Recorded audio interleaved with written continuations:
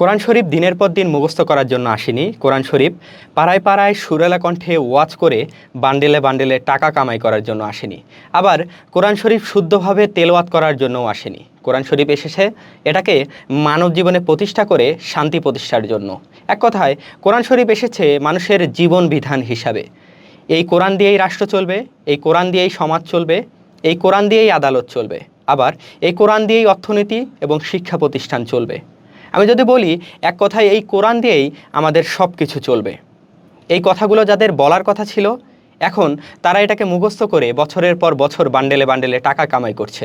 তারা কোরআনকে নিজের ব্যবসা হিসাবে নিয়েছে। আর এদিকে হিজবুত তৌহিদ কোরআনকে মানব জীবনে প্রতিষ্ঠা করার জন্য অক্লান্ত পরিশ্রম করে যাচ্ছে, নিরলসভাবে মাঠে ময়দানে কাজ করে যাচ্ছে। তারা তাদের সাহায্য করা তো দূরের কথা, বরং আরও বিরোধিতা করছে। ভাই, আপনারা কাদের বিরোধিতা করছেন? বুঝে শুনে করছেন তো? যারা আল্লাহর বিধান প্রতিষ্ঠা করার জন্য কাজ করছেন তাদের বিরোধিতা করা কি ঠিক হচ্ছে আপনাদের? একবার ভালো করে ভেবে দেখুন। হিজবুত তৌহিদের মাননীয় ইমামের ভিডিওগুলো দেখুন। তিনি কি চাচ্ছেন তা উপলব্ধি করার চেষ্টা করুন।